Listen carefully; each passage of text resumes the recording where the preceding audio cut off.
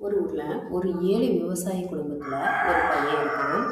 அந்த பையன் பேர் பார்த்தீங்கன்னா சுரேஷ். அந்த பையனுக்கு பூனை வரைகிறதுனா ரொம்பவே பிடிக்கும். எல்லா குழந்தைங்களும் அவங்க வீட்டில் உள்ள மற்ற குழந்தைங்கள்லாம் விவசாய வேலையில் ஏதோ அவங்களுக்கு முடிஞ்ச ஒரு உதவி செய்யும்போது இவன் மட்டும் ஒரு குச்சி எடுத்து தரையில் ஒரே பூனை படமாக வரைகிறது. குண்டு பூனை, ஒல்லி பூனை, நல்லா வளர்ந்த பூனை அப்படின்னு சொல்லிட்டு ஏதாவது ஒரு பூனை படத்தை வரைஞ்சிக்கிட்டே இருந்திருக்கான். அவங்க அப்பாவுக்கு சரியான டென்ஷன் ஆகுது. ஏண்டா எப்போ பார்த்தாலும் இதையே பண்ணிக்கிட்டு இருந்தீங்கன்னா எப்படி தான் நீ விவசாய வேலையை கற்றுக்கிற போற அப்படின்னு சொல்கிறாங்க. சரி, இவன் இந்த வேலைக்கு சரிப்பட்டு வர மாட்டான் போல அப்படின்னு சொல்லிட்டு அம்மா அப்பா ரெண்டு பேரும் இவனை பக்கத்தில் ஊரில் இருக்கக்கூடிய கோயிலில் கொண்டு போய் விடலாம். அந்த பூசாரி இவனுக்கு அந்த பூசாரி வேலைகளையாவது கற்றுக் கொடுப்பாரு அப்படின்னு சொல்லி கொண்டு போய் விடுறாரு. அங்கே உள்ள மற்ற மாணவர்கள், அதாவது அந்த பூசாரிக்கு வேலைக்கு வந்த மற்ற மாணவர்கள்லாம் அவங்க சொல்லித்தர விஷயங்களை கற்றுக்கிறது, அந்த நோட்டில் குறித்து வச்சுக்கிறது, அந்த மாதிரி வேலைகளை பார்த்துட்டு இருக்காங்க. அங்கேயும் போயிவேன் அங்கே தொங்கக்கூடிய அந்த திரைகள்லாம் இருக்கு இல்லையா கோயிலில், அதில் கூட இவன் பூனை படத்தை வரைய ஆரம்பிச்சிருச்சான். செவர் ஃபுல்லாக வரைகிறான். அதை பார்த்தோன்னா அந்த பூசாரிக்கு டென்ஷன் ஆகி இவனோட வீட்டுக்கு கிளம்பி போயிருப்பாங்க, இருக்காதுன்னு சொல்லிட்டு விரட்டி விட்டுறாரு. இவன் வெளியில் போனவனுக்கு வீட்டுக்கு போனால் அப்பா திட்டுவார், இந்த கோயிலுக்குள்ளேயே போனால் இந்த பூசாரி திட்டுவார். என்ன செய்யணும்னு தெரியல. சரி, பக்கத்து ஊரில் ஒரு கோயில் இருக்கு, அங்கே போய் பார்க்கலாம் அப்படின்னு சொல்லிட்டு இவன் போகிறான். அங்கே போய் பார்த்தா அங்கே யாருமே இல்லை. கதவை தட்டி தட்டி பார்க்குறான், கோயிலில் யாருமே இல்லை. சரி, நம்ம உள்ளே போகலான்னு கதவை திறந்துட்டு உள்ளே போகலாம்.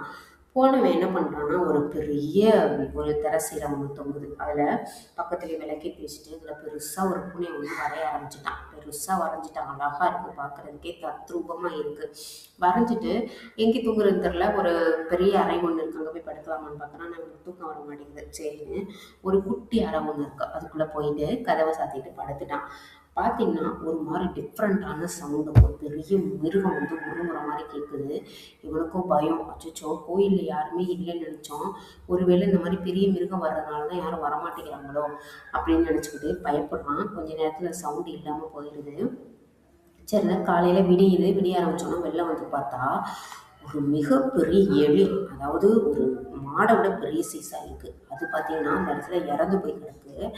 அதை பார்த்தோன்னே இவனுக்கு என்ன பண்ணுறது இல்லை, கத்துறான் கிடந்து. இப்போ ஊர் மக்கள் நிறையா பேர் வந்துடுறாங்க. வந்துட்டு பார்க்கும்போது அவங்களுக்குலாம் ஒரே ஆனந்தம். என்னன்னு பார்த்தீங்கன்னா, அந்த பிரம்மாண்டமான அந்த பூனை எலி இருக்கு இல்லையா, அந்த எலி என்ன பண்ணியிருக்குன்னா அந்த ஊர் மக்கள் எல்லாரையும் பயங்கரமாக துன்புறுத்தி இருக்கு.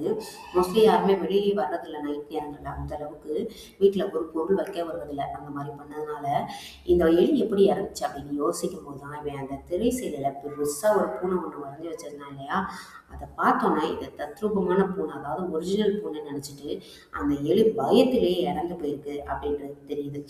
அதுக்கப்புறம் அங்கே உள்ள பூசாரியாக இருக்கட்டும், அந்த ஊர் மக்களாக இருக்கட்டும், இவனை வந்துட்டு பயங்கரமாக பாராட்டுறாங்க. இத்தனை நாள் எங்களுக்கு தொல்லை கொடுத்த ஒரு விஷயம் வந்து ஒன்னால தான் தம்பி இல்லாமல் போயிருக்கு, அதனால நீ இங்கே இரு அப்படின்னு சொல்கிறாங்க. அவங்க அம்மா அப்பாவுக்கும் தெரியப்படுத்துகிறாங்க இந்த விஷயத்த. அதை கேட்டதுக்கப்புறமா அவங்க வந்து ரொம்பவே பெருமைப்படுறாங்க தன்னோட பையனை நினச்சி.